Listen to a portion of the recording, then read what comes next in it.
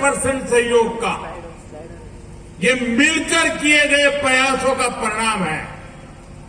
मैं यहां के नागरिकों का भी अभिनंदन करता हूं कि आपने कोरोना जैसे ऐसे विपरीत कालखंड में भी प्रमोद जी के नेतृत्व में जो योजनाएं बनी उसको सफल करने में पूरा सहयोग दिया, भागीदारी की। आप सब भी अभिनंदन के अधिकारी हैं। साथियों, जरा आप सोचिए, मैं आज देशवासियों को भी कहता हूं कि 100% की बात जो है ना, जरा देश के लोग भी सोचे और अपने अपने को बड़े बुद्धिमान कहने वाले और आटे पाटे की राजनीतिक भाषा बोलने वाले लोग, भेदभाव की चर्चा करने वाले लोग, जरा प्रमोद जी ने जो प्राप्त किया है, गोवा ने जो प्राप्त किया है, उसको जरा समझिए। किसी योजना के 100% लाभार्थियों तक पहुंचना, ये केवल कोई सरकारी आंकड़ा नहीं होता। ये 100% पहुंचने का मतलब होता है ये भाजपा के सिद्धांतों का, उसकी कार्यशैली का एक जीता जागता उदाहरण है। 100% लाभार्थियों तक पहुंचने का मतलब होता है किसी से भेदभाव की सारी गुंजाइश को खत्म करना। 100% का मतलब यही होता है।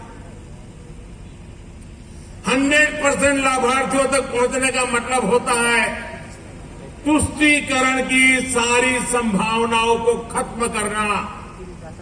100% लाभार्थियों तक पहुंचने का मतलब होता है कि उसे मिलेगा, उसे नहीं मिलेगा, इस स्वार्थ भरी राजनीति की भी समाप्ति। 100% लाभार्थियों तक पहुंचने का मतलब होता है समाज की आखिरी पंक्ति में खड़े आखिरी व्यक्ति तक पहुंचने का लक्ष्य। 100% लाभार्थियों तक पहुंचने का मतलब होता है कि धर्म जाति के आधार पर योजनाओं को बांटने की संभावना ही खत्म हो जाती है। 100% लाभार्थियों तक पहुंचने का मतलब होता है गरीब कल्याण के लाभ की योजनाओं से कोई छूट न जाए। यही तो है सबका साथ सबका विकास। आजादी के बाद जो राजनीतिक दल दशकों तक सत्ता में रहे, उन्होंने लोगों को इस बात पर बांटा कि कुछ को ये मिलेगा, कुछ को नहीं मिलेगा। यहां से बूथ में से मुझे वोट मिले थे तो मिलेगा, वहां बूथ में से वोट नहीं मिले थे तो उनको लटका के रखेंगे। 100% जब होता है ना तो ये सारी बीमारियों से मुक्ति मिल जाती है। मेरा तराया तेरा कोई भेदभाव नहीं रहता है। और गोवा ही है जो देश को भेदभाव से मुक्ति का संदेश देने की ताकत रखता है। मूलभूत सुविधाओं को लेकर भी उनका यही रवैया रहा। योजनाओं का लाभ 100% लोगों तक पहुंचाना उनकी ऐसी ही बांटने वाली नीतियों का जवाब है। इसलिए मैंने लाल किले से मूलभूत सुविधाओं की योजनाओं के सैचुरेशन की बात कही थी। 100% लाभार्थियों तक पहुंचने, 100% कवरेज की बात कही थी। जब सरकारी मशीनरी इस नियत से काम करे कि उसे 100% पात्र व्यक्तियों तक लाभ पहुंचाना तो फिर पक्षपात, भेदभाव, मेरा पराया कुछ भी टिक नहीं पाता। जब हम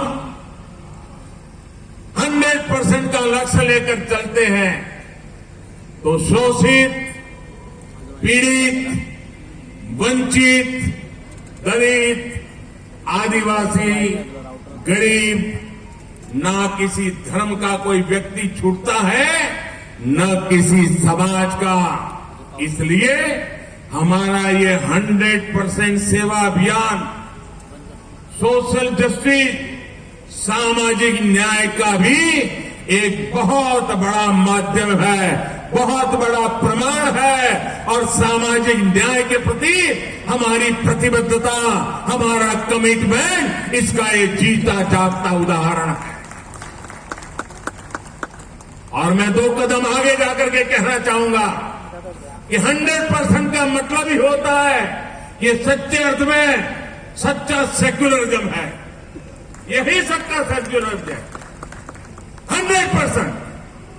इससे बड़ा सेक्युलरिज्म क्या हो सकता है? आज देश में गोवा की पहचान बन गई है कि गोवा किसी काम को आधा अधूरा नहीं छोड़ता। ऐसा ही है ना गोवा का, आधा अधूरा को छोड़ते नहीं है ना। गहरे समंदर के किनारे रहने वाले गोवा के लोगों की पॉलिटिकल समझ भी उतनी ही गहरी है, लेकिन दुर्भाग्य से कांग्रेस कभी गोवा के पॉलिटिकल कल्चर, गोवा की आशाओं, गोवा की आकांक्षाओं, गोवा के नौजवानों के सपनों को कभी समझ ही नहीं पाई। कांग्रेस का जो इतिहास रहा है, गोवा के लोगों के जो दुश्मनी का भाव गोवा के लिए उन्होंने रखा है, वो आज की युवा पीढ़ी को जानना बहुत जरूरी है। साथियों, बहुत सी बातें हैं जो इतिहास में दबोच करके रख दी गई है, दबा दी गई है। सत्य अब तक पहुंचे नहीं, इसके लिए बहुत खेल खेले गए हैं। 5-5, 6-6 दशक से ये हुआ है। आपको देखा होगा, अभी 2-3 दिन पहले मैंने संसद में, पार्लियामेंट में गोवा का जिक्र किया। कैसे कांग्रेस ने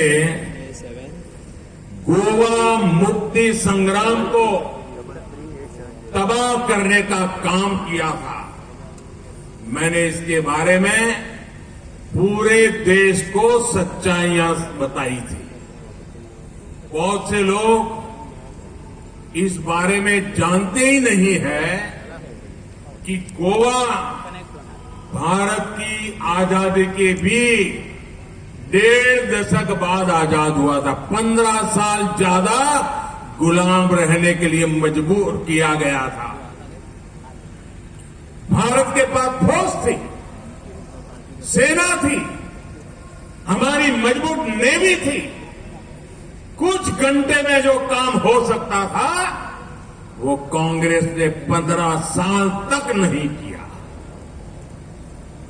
गोवा के लोग अपनी मुक्ति के लिए संघर्ष करते रहे,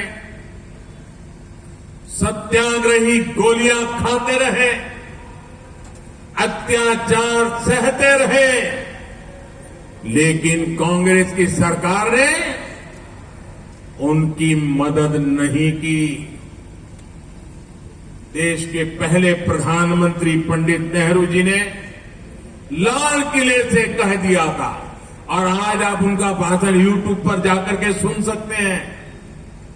लाल किले से कह दिया था कि गोवा की मुक्ति के लिए संघर्ष कर रहे सत्याग्रहों की मदद के लिए वो फौज नहीं भेजेंगे। मतलब तुम जानो तुम्हारा काम जाने, मरना है तो मरो, जीना है तो जीरो, ये तरीका। गोवा को लेकर कांग्रेस की यही सोच पहले भी थी और आज भी है। यही कांग्रेस आज आपसे वोट मांग रही है। कांग्रेस हमेशा राज्य को अस्थिरता के रास्ते पर धकेलती आई है। कांग्रेस का जब मन चाहा यहां की सरकारों को अस्थिर कर दिया। इसलिए आज एक तरफ विकासवादी भाजपा है तो दूसरी तरफ अस्थिरतावादी कांग्रेस है। आज एक तरफ प्रमोद सावंत जैसे युवा और ईमानदार नेता है और जो खुद को मुख्यमंत्री नहीं कहते, वो हमेशा कहते हैं मैं तो मुख्य मित्र हूं। अपने आप को मुख्यमंत्री नहीं, मुख्य मित्र के रूप में ही वो पहचान कराते हैं और उस प्रकार का जीवन भी जीते हैं। दूसरी ओर वो चेहरे हैं जिनका भ्रष्टाचार का पुराना ट्रैक रिकॉर्ड गोवा का बच्चा बच्चा जानता है। इसलिए गोवा की चॉइस बिल्कुल साफ है, गोवा भाजपा के साथ है।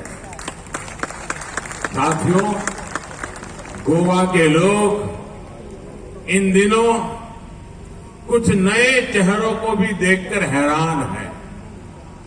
वो देख रहे हैं कि कुछ राजनीतिक दल गोवा को अपनी व्यक्तिगत और सियासी महत्वाकांक्षाओं का लॉन्च पैड मान रहे हैं। ऐसे दलों को गोवा के लोगों की भावनाओं का अता पता ही नहीं है। गोवा के लोग ऐसी सरकार चाहते हैं जो गोवा वासियों के लिए, गोवांकर के लिए जीने वाली, जीजने वाली, काम करने वाली सरकार।